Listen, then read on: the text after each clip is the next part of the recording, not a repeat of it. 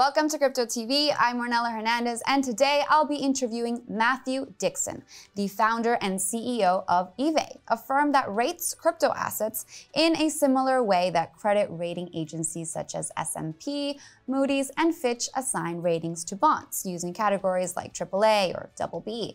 But Evai rates Bitcoin, Ethereum, and other cryptocurrencies, including meme coins. Basically, they help investors determine which assets are good or bad to trade. Some background on Matt before we get started. Matt has been a financial markets trader for over 30 years, and before founding Evai, Matt designed and implemented a successful algorithmically traded funds regulated by the UK regulator, the Financial Conduct Authority. He then harnessed the power of AI, artificial intelligence, to help both retail investors and the growing number of institutions entering the crypto market to navigate the sector. So if you're curious to hear more about Evai and about how the US CPI and Fed decisions affect the crypto market, then stay tuned for this interview.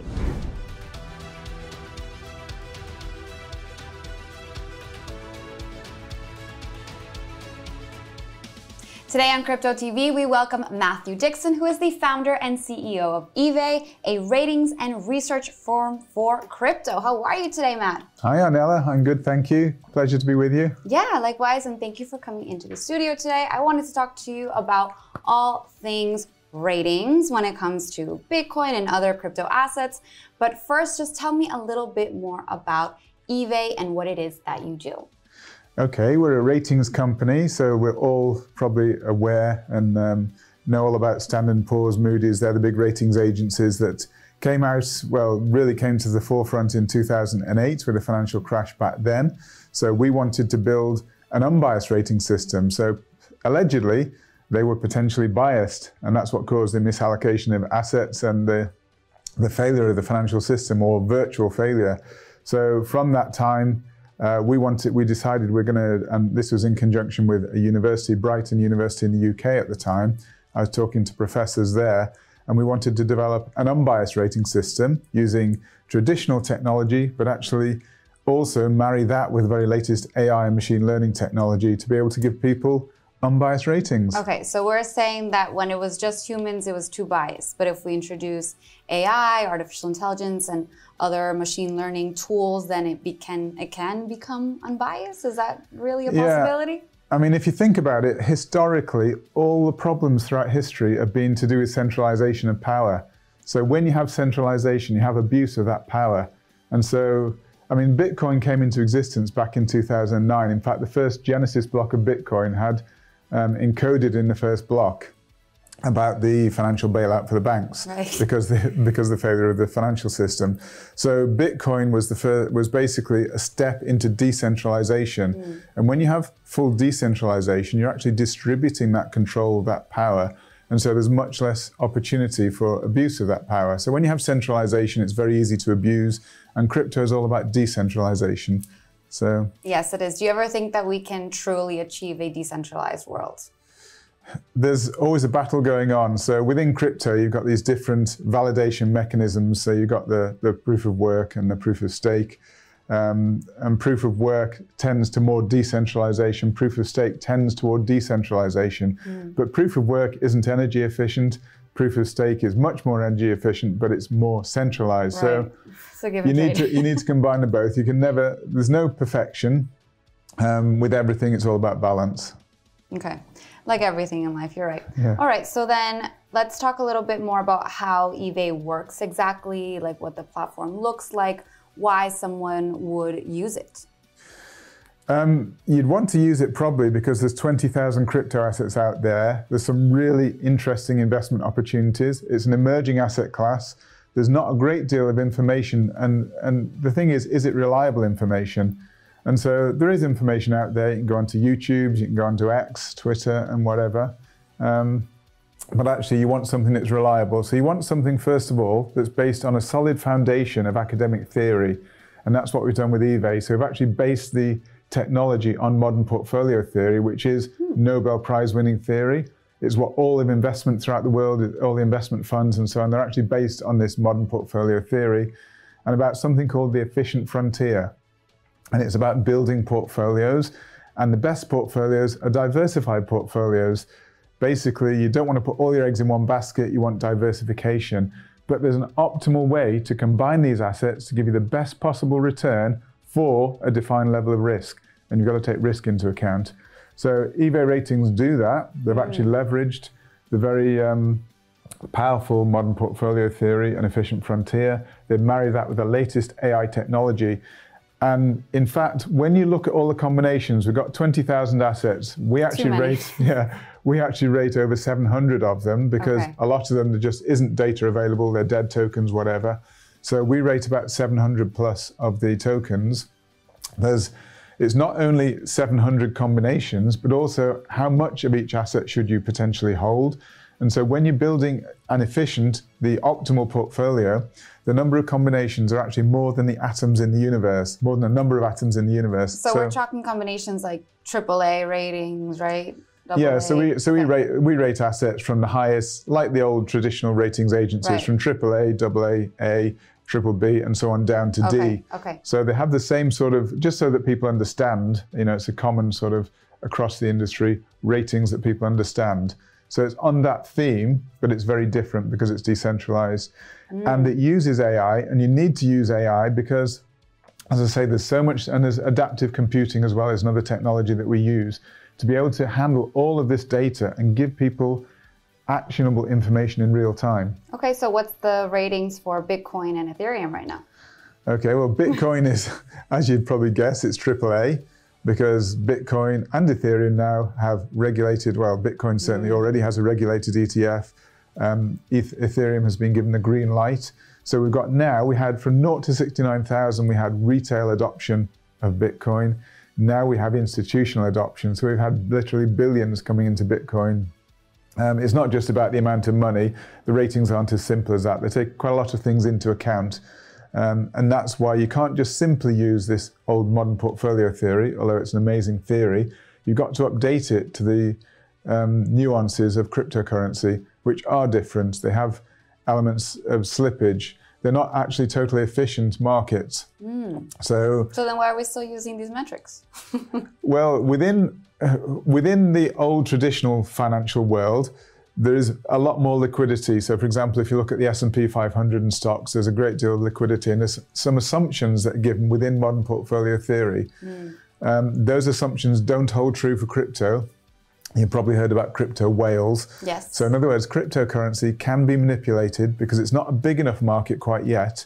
And so there is real scope for manipulation there. And so you've got to factor this in to a system which is going to rate and tell people. So if someone wants to invest $10 billion into Bitcoin, it's actually going to have an effect. Or if you want to invest even $1 million into a lower coin, you know, even one, you know, Solana, for example, it's still got massive market cap, but those sort of volumes of money will move the prices and they'll change the slippage. And this is effectively the cost of trading. So these things have to be factored in. So we've had to build a system which is fit for purpose for crypto. Okay. And crypto also includes meme coins. So I have to ask, how do you guys rate meme coins? Do you see it as something silly and maybe dismissive, or is it a big part of the crypto economy? I think that the whole spectrum is actually useful to some extent, but we just mentioned about there needs to be balance in everything. And I think meme coins have kind of tipped the balance a bit too much.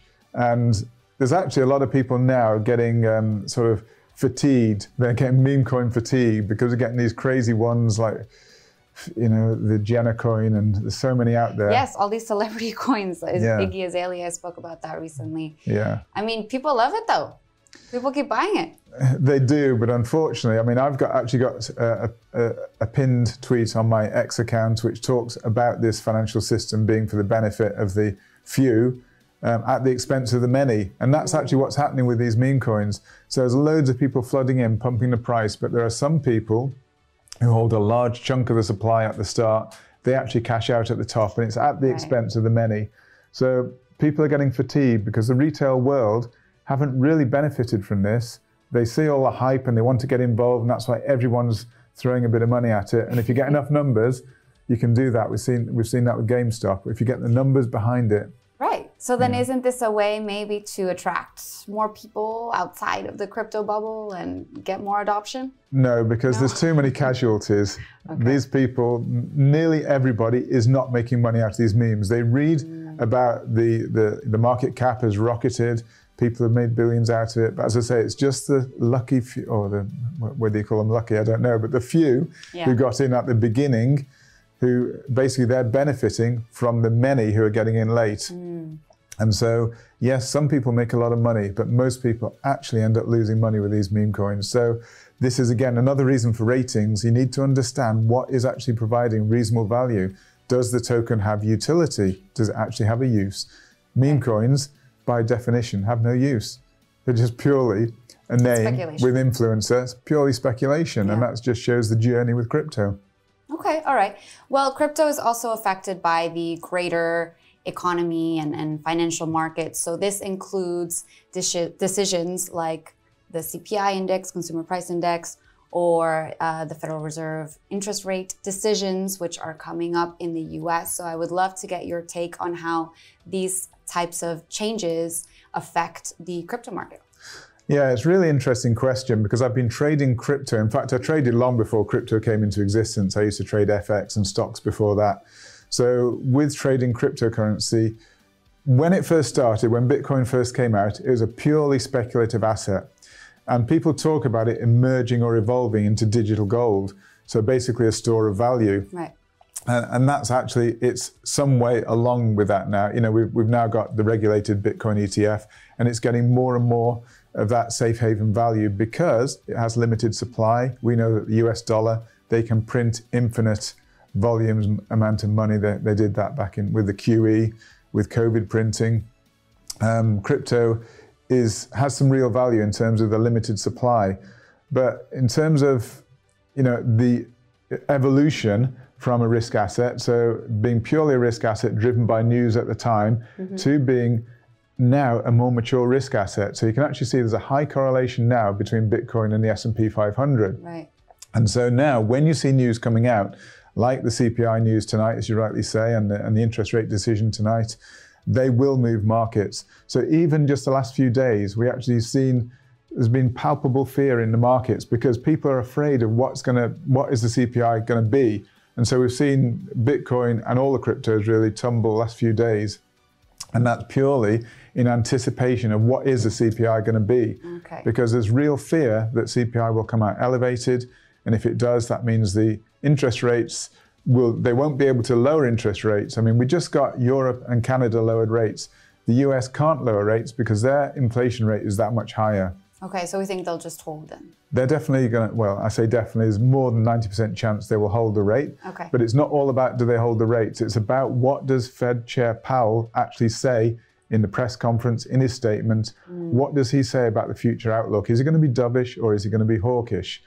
And that has a big impact on future expectation for interest rates. So interest rates and inflation and employment as well. Yeah. These data points are really, really important. So as a crypto trader, and I trade quite actively, I watch these like a hawk. And from experience, I know in the run up, for example, there's been a lot of fear in anticipation of what this CPI is going to be tonight. Right, right. Okay, any advice out there for our viewers who are also traders out there and maybe want to know how to correctly approach the situation?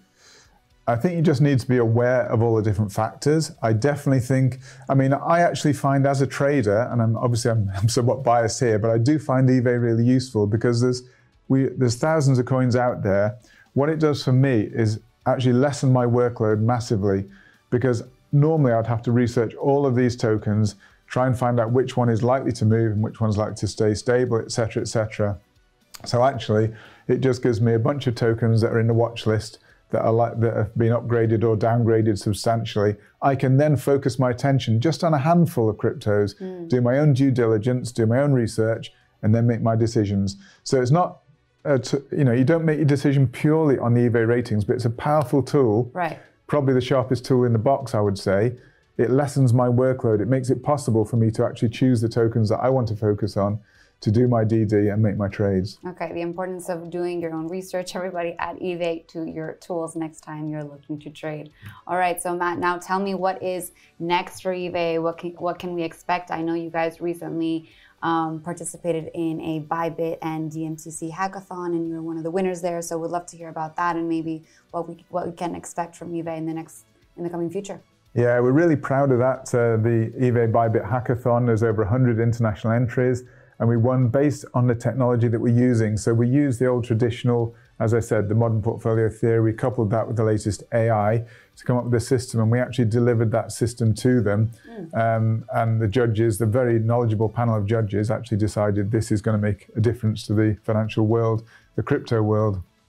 So what's coming next? I mean, we've already got an EV token. So there's going to be, we're launching a proprietary investment fund powered by Evai, and this will be a showcase for the power of Evai ratings. So the fund will actually be use those Evai ratings to inform the asset selection within the fund, and all token holders, all Evai token holders, will benefit as we have a buy and burn policy. So the profits generated by the fund we use to buy and burn the token. So those two factors, supply and demand, which affect prices of assets. So basically you have a diminishing supply because we'll be burning the asset, and you have also increasing demand because actually we're buying the asset as well at the same time.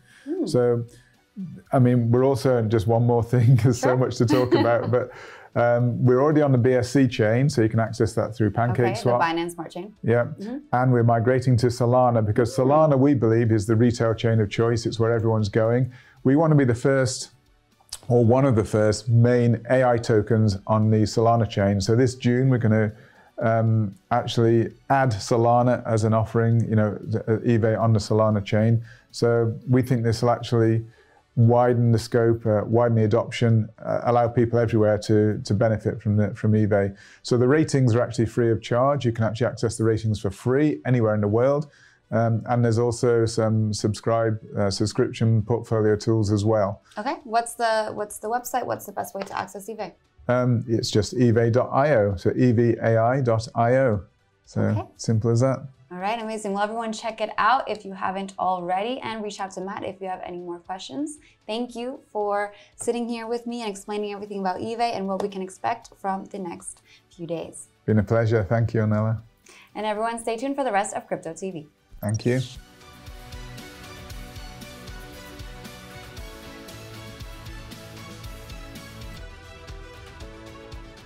Thank you for tuning in to this interview with Matthew Dixon from Evai. He believes in creating a new universal standard for assessing crypto assets that is built for the Web3 era of investment. Let me know if you've already used Evai or have invested in the EV token that is about to go live on Solana. And let me know in the comments what you think about this interview. And don't forget to check out other interviews on CryptoTV. See you guys next week.